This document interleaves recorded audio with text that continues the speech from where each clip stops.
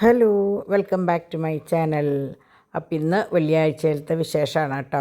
അപ്പോൾ ആദ്യം തന്നെ പറയട്ടെ, ചേച്ചിയുടെ ബർത്ത്ഡേക്ക് വിഷ് ചെയ്ത എല്ലാവർക്കും താങ്ക്സ്. സംഭവം മരിച്ചിട്ടാണെങ്കിൽ പോലും നമ്മൾ ഓർത്ത് പറഞ്ഞപ്പോൾ അത് വിഷ് ചെയ്തൊക്കെ ചെയ്തപ്പോൾ ഭയങ്കര സന്തോഷം. അപ്പോൾ ഇനിയിപ്പോൾ ഇന്നത്തെ വിശേഷത്തിലേക്ക് കിടക്കാം. ഇന്നലെ ശരിക്കും പറഞ്ഞാൽ രാത്രിയിൽ കിടന്ന് നിങ്ങൾക്ക് വോയിസ് ഓവർ കൊടുക്കുമ്പോഴൊക്കെ ഞാൻ ഭയങ്കര ടെൻഷനിലായിരുന്നു ചെയ്തിട്ടുണ്ടായിരുന്നത്. കാരണം എന്തോ ഭയങ്കര ഒരു സുഖം ഉണ്ടായിരുന്നില്ല. അങ്ങനെ രാത്രി തന്നെ തീരുമാനിച്ചു രാവിലെ പോകാമെന്ന്. കാരണം ബോഡി ചെക്കപ്പ് ചെയ്തിട്ട് ഒരു വർഷമായിട്ടുണ്ട്. ശരിക്കും കഴിഞ്ഞ ഓഗസ്റ്റിലാണ് ചെയ്തത്. എന്നാൽ പിന്നെ അത് വൈകിക്കേണ്ട, ഒന്നും കൂടി ഇപ്പോൾ എല്ലാ വർഷവും മിക്കവാറും എല്ലാവരും തന്നെ ബോഡി ചെക്കപ്പ് ചെയ്യാറുണ്ട് കേട്ടോ. അപ്പോൾ അതുകൊണ്ട് തന്നെ ഇനി അത് വൈകണ്ടെന്ന് വെച്ച് ഇന്ന് രാവിലെ ശരിക്കും ഞാൻ ഇന്നലെ പറഞ്ഞല്ലോ കറികളൊക്കെ വെച്ച് ബില്ലിങ്ങിനും കാര്യങ്ങൾക്കൊക്കെ ഒരുങ്ങിയിരിക്കുകയായിരുന്നു എന്ന്. പക്ഷേ നമ്മൾ ഒന്നും മനസ്സിൽ വിചാരിക്കും തമ്പുരാൻ നടത്തി തരുന്നത് വേറെയാവും.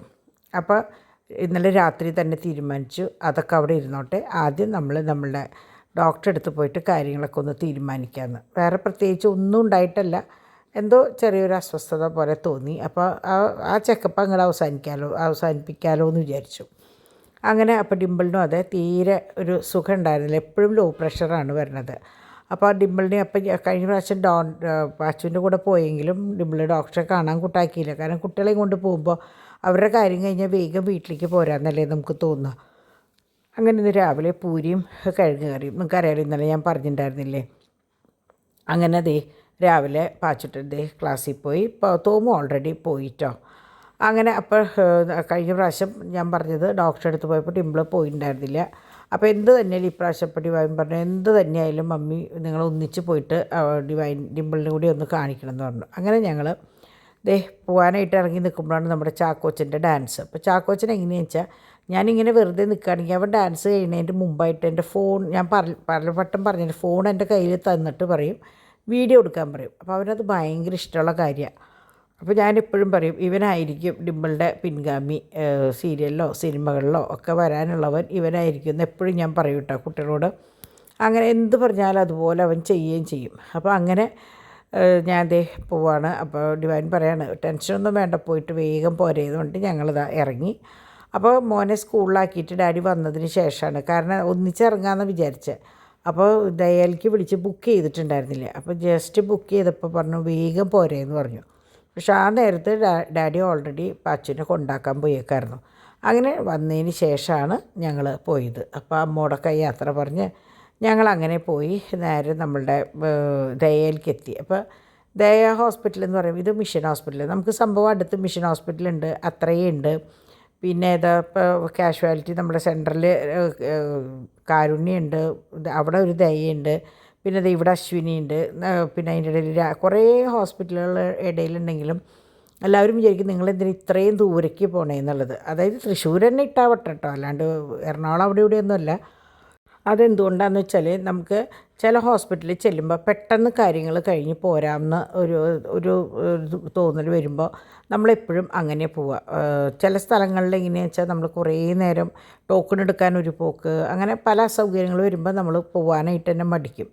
അപ്പോൾ ദയയിൽ എങ്ങനെയാണെന്ന് വെച്ചാൽ നമ്മൾ രാവിലെ വിളിച്ച് ബുക്ക് ചെയ്യുമ്പോൾ ഏത് നമ്പറാണോ കിട്ടിയത് ആ നമ്പർ, അപ്പോൾ ചിലപ്പോൾ 5ൻ്റെ ഉള്ളിലുള്ള നമ്പറൊക്കെയോ. അതിപ്പോൾ ഇന്നലെ ഇപ്പോൾ നമ്മുടെ വലിയ ഡാഡി ജോർജ് ഏട്ടനെ വന്നപ്പോഴും ഡാഡി രാവിലെ പോയിട്ട് ടോക്കൺ എടുത്ത് വരികയും ചെയ്ത്. അപ്പോൾ പിന്നെ നമ്മൾ പോകുമ്പോൾ എപ്പോഴാണോ സൗകര്യം അതനുസരിച്ച് നമുക്ക് ആ 5 കഴിഞ്ഞാൽ വീണ്ടും 1 വിളിക്കുമ്പോൾ അങ്ങനെയാണ്.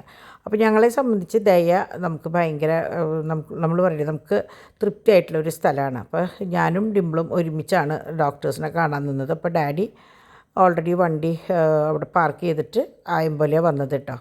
അപ്പോൾ അവിടെ ഫസ്റ്റ് അവിടെ ചെയ്യുക എങ്ങനെയാണെന്ന് വെച്ചാൽ ടോക്കണും കാര്യങ്ങളൊക്കെ എടുത്തതിന് ശേഷം നമ്മളുടെ പ്രഷർ, ഹൈറ്റ്, വെയിറ്റ് അങ്ങനെ ഉള്ള സംഭവങ്ങളൊക്കെ എടുക്കും. പിന്നെ നമുക്ക് ആരെയാണോ കാണേണ്ടത് അവിടേക്ക് പോവുക ചെയ്യുക. അപ്പോൾ നമ്മൾ എങ്ങനെയാണെന്ന് വെച്ചാൽ ആദ്യം ഫിസിഷ്യനെ കണ്ട് നമ്മുടെ മുമ്പത്തെ ടെസ്റ്റ് ഞാൻ പറഞ്ഞില്ല ഒരു വർഷമായി, കറക്റ്റ് കഴിഞ്ഞ ഓഗസ്റ്റിലാണ് നമ്മൾ ബോഡി ചെക്കപ്പ് കഴിച്ചിട്ടുണ്ടായിരുന്നത്. അപ്പോൾ എനിക്കതായിരുന്നു ആവശ്യം. ഡിമ്പിളിന് ഞാൻ പറഞ്ഞില്ലേ കുറേ ഭയങ്കര ക്ഷീണം, എപ്പോഴും ലോ പ്രഷർ, അതുപോലെ ഷുഗറും ഡൗണാണ്. അപ്പോൾ എപ്പോഴും തളർച്ചയാണ്.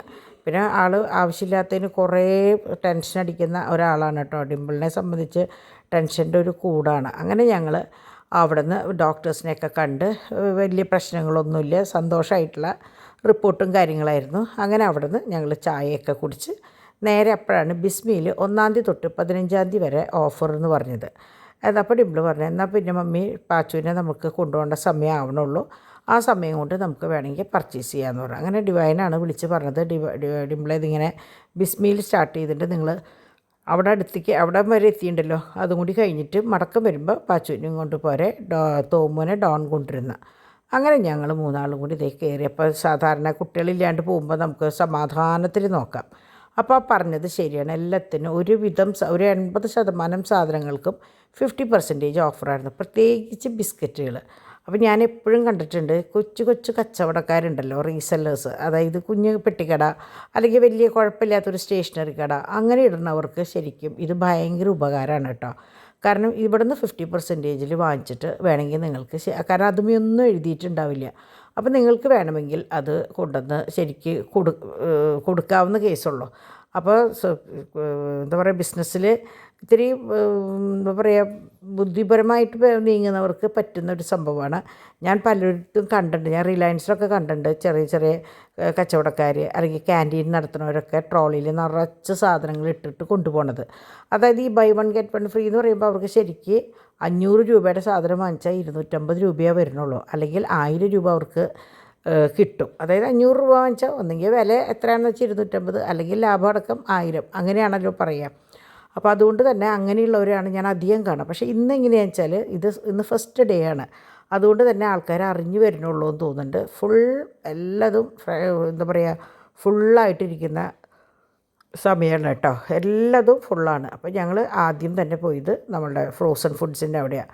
അപ്പോൾ ഫ്രോസൺ ഫുഡ് ആകുമ്പോൾ എങ്ങനെയാണെന്ന് വെച്ചാൽ കുട്ടികൾക്ക് എപ്പോഴും ആവശ്യമുള്ളതാണ്. അതിപ്പോൾ 6 മണിയൊക്കെ ആവുന്ന സമയത്ത് ഒരു 2 സ്നാക്ക് ഉണ്ടാക്കണം തോന്നിയാലും നമ്മളുടെ എണ്ണയിൽ വറുക്കുന്ന സാധനങ്ങളാണ് അത്.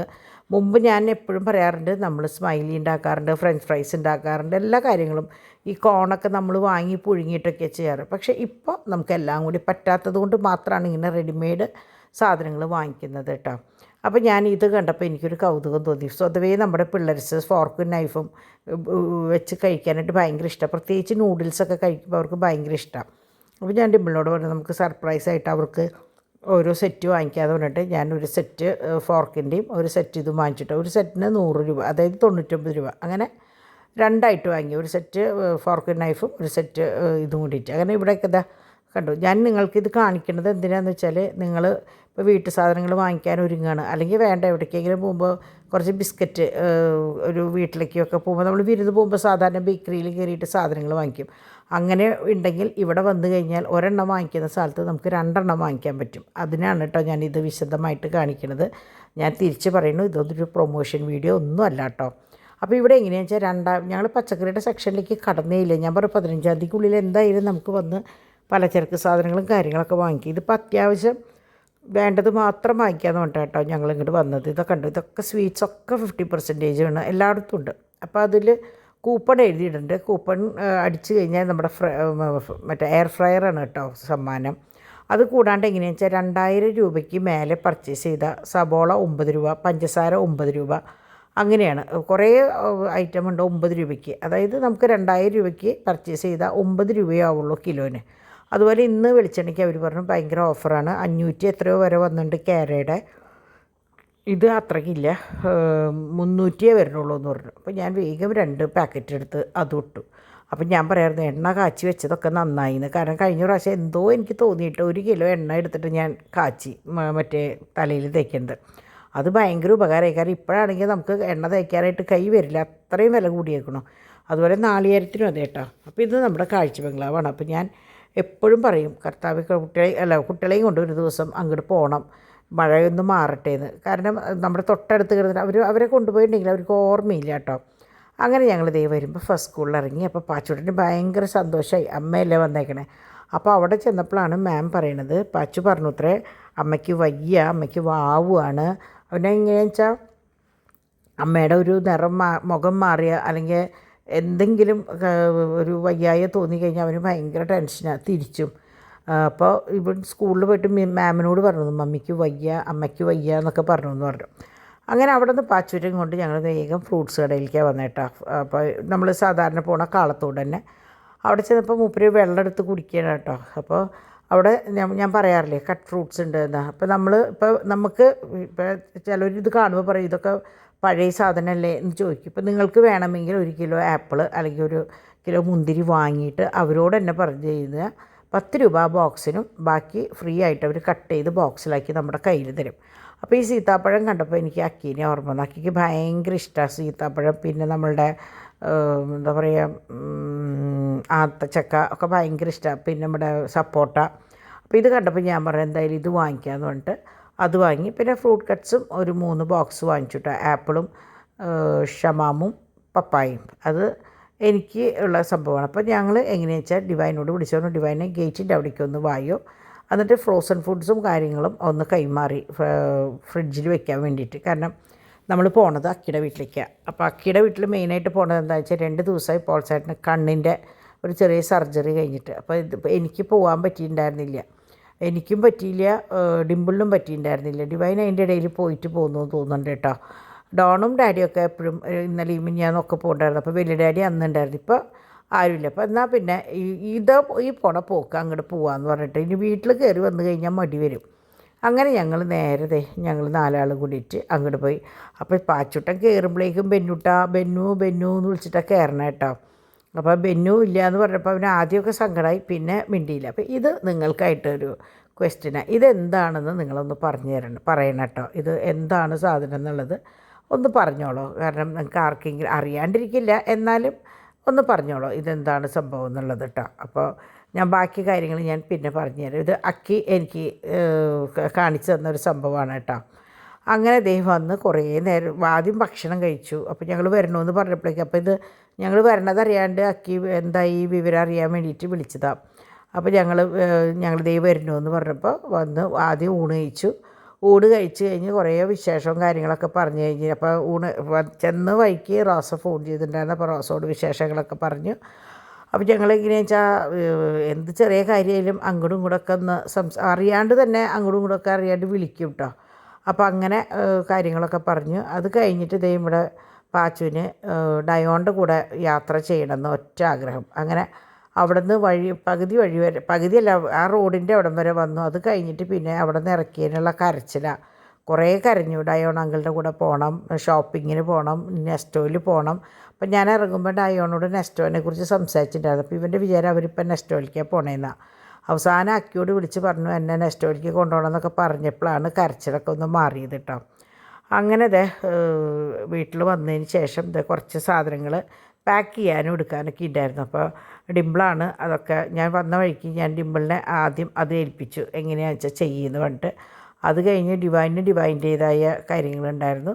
അതുപോലെ തന്നെ കുട്ടികളെ ഡാഡിയുടെ കയ്യിൽ ഏൽപ്പിച്ചിട്ടാണ് ഞങ്ങൾ ബാക്കി പരിപാടികൾക്ക് നിന്നത്. അപ്പോൾ ഞാൻ വന്ന വഴിക്ക് ആദ്യം കുളിക്കാൻ പോവുക ചെയ്തത്. കാരണം ഈ സ്കാൻ ചെയ്തിട്ട് മേലൊക്കെ അറിയാമല്ലോ സ്കാനിങ് കഴിയുമ്പോഴുള്ള ഒരവസ്ഥ. അപ്പോൾ അതെല്ലാം കഴിഞ്ഞ് ഒന്ന് ഫ്രഷായി തുണികൾ പുറത്തിട്ട് അവർക്ക് പാല് വെച്ച് കൊടുത്തു. അപ്പോൾ ആദ്യം എൻ്റെ ടെൻഷൻ മുഴുവൻ അതായിരുന്നു. അവർക്ക് ഞാൻ വന്നാലേ പാല് കൊടുത്താൽ കുടിക്കാനൊക്കെ ഒരു ഇഷ്ടമുള്ളൂ. വേറെ ആര് കൊടുത്താലും കുടിക്കില്ല എന്നല്ല. 2 ദിവസം മുമ്പ് ഡാഡി ഇതുപോലെ വെച്ച് കൊടുത്തിട്ട് തട്ടിമറിഞ്ഞ് പോയി എന്നല്ലാണ്ട് അവർ കുടിക്കാൻ കൂട്ടാക്കിയില്ല കേട്ടോ. അങ്ങനെ അവർക്ക് പാല് കൊടുത്ത ഗ്ലാസ്സാണ്. അപ്പോൾ ഇപ്പോൾ എങ്ങനെയാണെന്ന് വെച്ചാൽ അവർക്ക് ബിസ്ക്കറ്റ് ഭയങ്കര ഇഷ്ടമാണ്. അപ്പോൾ അവർക്കുള്ള ബിസ്ക്കറ്റ് ഉണ്ട്. അപ്പോൾ അതൊന്ന് ഞാനൊന്ന് ക്രഷ് ചെയ്തിട്ട് അതിലിട്ടിട്ട് കൊടുക്കുമ്പോൾ അവർക്ക് വയറ്റിൽ കറക്റ്റ് വയറ് നിറയും. അങ്ങനെ ഞാൻ വേഗം കുട്ടികൾക്കുള്ള, അപ്പോൾ വണ്ടിയിൽ നിന്നൊന്നും ഇറക്കിയിട്ടില്ല കേട്ടോ. സാധനങ്ങളൊക്കെ ഞാൻ പറഞ്ഞു അവിടെ ഇരിക്കട്ടെ എന്ന്. അങ്ങനെ ഞാൻ കുട്ടികൾക്ക് ഫ്രൈ ചെയ്യാനായിട്ട് എടുക്കാൻ വേണ്ടിയിട്ട് ബോക്സിലാക്കാൻ വേണ്ടിയിട്ട് ഇത് മുഴുവൻ ഫ്രിഡ്ജിൽ നിന്ന് എടുത്തു. അപ്പോൾ ഡിവൈൻ ഞാൻ പറഞ്ഞില്ലേ ഫ്രിഡ്ജിൽ വെച്ചിട്ടുണ്ടായിരുന്നു, എടുത്ത്. അപ്പോൾ ഇത് ചിക്കൻ പോപ്സാണ് കേട്ടോ. അപ്പോൾ ഞാൻ വിചാരിച്ചു ഒരു ചേഞ്ച് ആയിക്കോട്ടെ എന്ന് വിചാരിച്ചിട്ട് ഈ ചിക്കൻ പോപ്സ് ഒന്നും സാധാരണ ഉണ്ടാക്കാൻ ഒരു വിഷമമില്ലാത്ത സാധനങ്ങളാണ്. എൻ്റെ പണ്ടത്തെ വീഡിയോസും കാര്യങ്ങളും നോക്കിയാൽ ഇതൊക്കെ ഞാൻ ഉണ്ടാക്കിയിരുന്നതാണ്. പക്ഷേ ഇപ്പോൾ നിങ്ങൾ കുറേ പേര് ഇത് മനസ്സിൽ വിചാരിക്കും നിങ്ങൾ എന്തിനാണ് ഇങ്ങനെ വറുത്തതും പൊരിച്ചതും കഴിക്കണേ, നിങ്ങൾക്ക് ഉണ്ടാക്കി തിന്നൂടെ. സംഭവം ഞാൻ ഉണ്ടാക്കാറുണ്ട്. ഇതെല്ലതും ഭയങ്കര എളുപ്പമാണ് ഉണ്ടാക്കാൻ. എല്ലാതും യൂട്യൂബിലൊക്കെ എടുക്കുന്നുണ്ട്. ഞാൻ പറഞ്ഞില്ലേ ഞാൻ കസ്റ്റേർഡ്, മിൽക്ക് മെയ്ഡ് എല്ലാതും ഉണ്ടാക്കണതാണ്.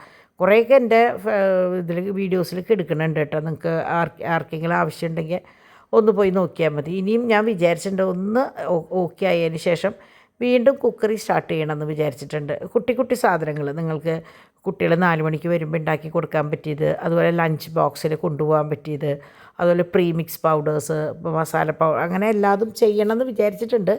എത്രത്തോളം നടക്കുമെന്ന് എനിക്കറിയില്ല. ഞാൻ കുട്ടികളോട് മാറി മാറി പറഞ്ഞു, നിങ്ങൾ അങ്ങനെ ഒരു സെഗ്മെൻറ്റ് ചെയ്യുമെന്ന് പറഞ്ഞപ്പോൾ 2 പേർക്ക് പിന്നെ അവരെയും പറഞ്ഞിട്ട് കാര്യമില്ല. ബിസിനസ്സും കുട്ടികളുടെ കാര്യവും ഒക്കെ കൂടി നോക്കുമ്പോൾ അതിൻ്റേതായ ഒരു സമയമില്ലാത്തതിൻ്റെ ഒരു കുറവാണ്. അങ്ങനെ ഞങ്ങളില്ലാത്തപ്പോൾ ചാക്കോച്ചന് ഒരു ഇത്തിരി കുറുമ്പ് ഒരു വാശി ഉണ്ടായിരുന്നു അത്ര. അപ്പോൾ ഡിവൈനിൻ്റെ മുകളിൽ കാര്യമായിട്ട് ഒന്നും ചെയ്യാൻ പറ്റില്ല. അപ്പോൾ ഡിവൈൻ പതുക്കെ മുകളിലേക്ക് സംഭവങ്ങൾ ഒതുക്കാനും കാര്യങ്ങൾക്കൊക്കെ ആയിട്ട് പോയി. കുട്ടികൾ 3 പേരും താഴ്ത്ത്. അതുകൂടാണ്ട് ഡാഡീനെ അവരെ ഏൽപ്പിച്ചു. ഡിംപിളിന് ഞാൻ ബിസിനസ്സിൻ്റെ കാര്യം ഏൽപ്പിച്ചു. കാരണം എന്താണെന്ന് വെച്ചാൽ രാവിലെ തൊട്ട് ഞാൻ എല്ലാവരോടും ഞാൻ സോറി പറയാൻ കേട്ടോ. രാവിലെ തൊട്ട് എനിക്ക് ഒന്നും ചെയ്യാൻ പറ്റിയിട്ടുണ്ടായിരുന്നില്ല. ഞാൻ പെട്ടെന്നാണ് ഞാൻ ഹോസ്പിറ്റലിലേക്ക് പോയത്. അപ്പോൾ അതുകൊണ്ട് തന്നെ എനിക്ക് എല്ലാവർക്കും മറുപടി തരാൻ പറ്റിയിരുന്നില്ല.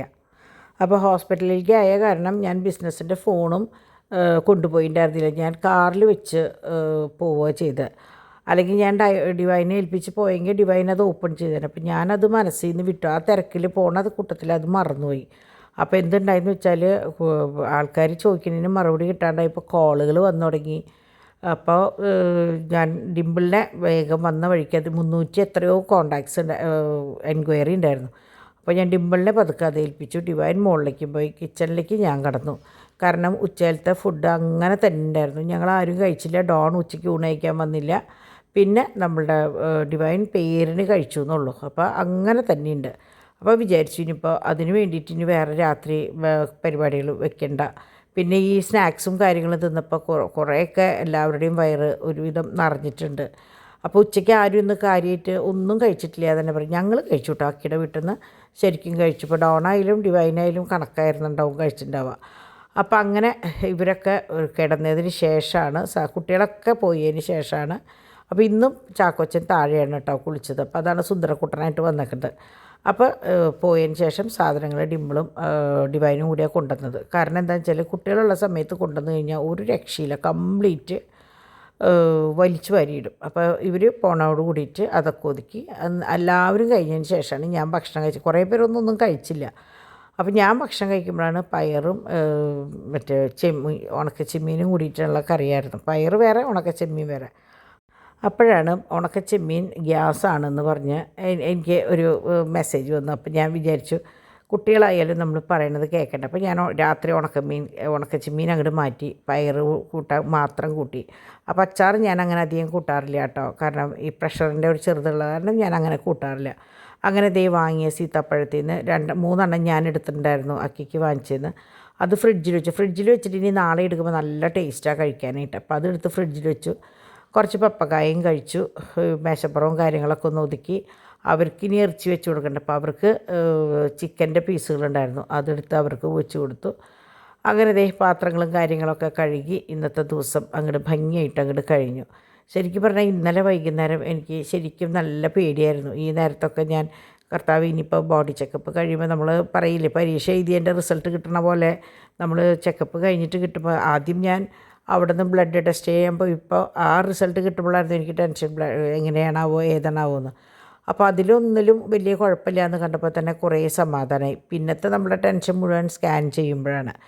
അപ്പോൾ ഇത് രണ്ടും കഴിഞ്ഞപ്പോൾ അതും ഒരു സമാധാനമായി. അപ്പോൾ നിങ്ങളോടും ഞാൻ പറയുകയാണ്, നിങ്ങൾക്കൊക്കെ എന്തെങ്കിലും സംശയമോ കാര്യങ്ങളോ തോന്നുകയാണെങ്കിൽ, ഇപ്പോൾ പണ്ടത്തെ പോലെയല്ല എപ്പോഴും സ്ത്രീകളിൽ ഈ ക്യാൻസറിൻ്റെ കാര്യങ്ങളും അസുഖങ്ങളും എപ്പോഴും എങ്ങനെ ശ്രദ്ധിച്ചാലും വരേണ്ടത് വരും. എന്നാലും ഒന്ന് ശ്രദ്ധിച്ചാൽ എപ്പോഴും നല്ലതാട്ടോ. അപ്പോൾ ഞാൻ സംഭവം കഴിഞ്ഞ വർഷം ബോഡി ചെക്കപ്പൊക്കെ കഴിഞ്ഞിട്ടുണ്ടെങ്കിലും എനിക്കൊരു ചെറിയ എന്തെങ്കിലും ഉണ്ടോ എന്നൊരു സംശയം തോന്നുമ്പോൾ നമ്മൾ ഓടിപ്പോയി അത് ചെയ്ത് കഴിഞ്ഞാൽ നമുക്ക് സമാധാനത്തിൽ ബാക്കിയുള്ള ദിവസം മുന്നിലേക്ക് കൊണ്ടുപോകും. അല്ലെങ്കിൽ എങ്ങനെയാണെന്ന് വെച്ചാൽ ഭയങ്കര ടെൻഷനാവും. ഈ ടെൻഷൻ വരുമ്പോൾ നമുക്ക് പ്രഷർ കൂടുമ്പോൾ നമുക്ക് ദേഷ്യം വരും. അപ്പോൾ നമ്മൾ പണ്ട് പറയില്ലേ, ഒരു ആണി പോയതിൻ്റെ പേരിൽ യുദ്ധം തോറ്റു എന്ന് പറഞ്ഞ പോലെ ഈ ഒരു ചെറിയ കാര്യത്തിൻ്റെ പേരിലാവും നമുക്ക് ഇല്ലാത്ത അസുഖങ്ങളും ഇല്ലാത്ത അസ്വസ്ഥതകളും ഉണ്ടാവുക. അപ്പോൾ അതുകൊണ്ട് നമുക്ക് പറ്റാവുന്ന പോലെ ഇപ്പോൾ ഇന്ന് ഞാൻ പോയി ഫുൾ ബോഡി ചെക്കപ്പ് അല്ല, ഫിസിഷ്യനെയും കണ്ടു, സർജനെയും കണ്ടു. അത് കഴിഞ്ഞ വർഷത്തെ റിസൾട്ടും സംഭവമൊക്കെ ഉണ്ടായിരുന്നു. ബ്ലഡ് ടെസ്റ്റ് കഴിഞ്ഞു. അപ്പോൾ നമ്മൾ വർഷത്തിലൊരു പ്രാവശ്യമെങ്കിലും അത് ചെയ്യുന്നത് നല്ലതാണ്. ഞാൻ ഈ പറഞ്ഞ പോലെ കുറേ മടി വിചാരിച്ചിരുന്ന ആളാണ്. പക്ഷേ ഇപ്പോൾ ഞാനും വിചാരിച്ചു നമുക്ക് സമാധാനത്തിൽ ഇരിക്കാമല്ലോ. പിന്നെ ഞാൻ പറഞ്ഞ പോലെ വരാനുള്ളത് വഴി തങ്ങില്ല, എന്നാലും ചെറിയൊരു സമാധാനം എന്ന് മാത്രം. എന്തെങ്കിലും വരുമ്പോൾ ഇനി അത് അതിൻ്റെ ആണോ ഇതിൻ്റെ ആണോ എന്നുള്ള തോന്നൽ നമ്മൾക്ക് ഉണ്ടാവില്ല. ഇന്നിപ്പം ഞാൻ ഈ വോയിസ് ഓവർ കൊടുക്കണതിൻ്റെ തൊട്ട് മുമ്പ് അക്കി എനിക്ക് മെസ്സേജ് ഗ്രൂപ്പിൽ അയച്ചു, കലാഭവൻ നവാസ് മരിച്ചു എന്ന് പറഞ്ഞിട്ട്. ഞങ്ങൾ ഒന്നിച്ച് വർക്ക് ചെയ്തിട്ടുള്ളത്. അത് പെട്ടെന്ന് കേട്ട് കഴിഞ്ഞപ്പോൾ ഭയങ്കര എന്താ പറയുക, ഭയങ്കര വിഷമം തോന്നി. രഹനയുടെയും ഫാമിലിയുടെയും കാര്യങ്ങളൊക്കെ ഓർത്തപ്പോൾ. ഷൂട്ടും കാര്യങ്ങളൊക്കെ കഴിഞ്ഞ് പാക്കപ്പും കഴിഞ്ഞ് റൂമിൽ വന്ന് തിരിച്ച് പോരാനായിട്ട് ആളെ കാണാണ്ട് വന്ന് നോക്കിയപ്പോഴാണ് അങ്ങനെ മരിച്ചു കിടക്കുന്നത് കണ്ടു എന്ന് പറയുന്നത്. അപ്പോൾ മരണം എന്ന് പറഞ്ഞാൽ ഏത് സമയത്തും ഏത് രൂപത്തിലും വരാം. അപ്പോൾ എന്നാലും നമ്മൾ കുറച്ച് ഒന്ന് ശ്രദ്ധിക്കുക, അത്രയും നമ്മളെ കൊണ്ട് പറ്റുള്ളൂ. അപ്പോൾ ഇത്രയ്ക്കൊക്കെയുള്ളൂ ഇന്നത്തെ വീഡിയോ കേട്ടോ. നാളെ നല്ലൊരു വീഡിയോ ആയിട്ട് വരാം. അതുവരെ എല്ലാവർക്കും ബൈ.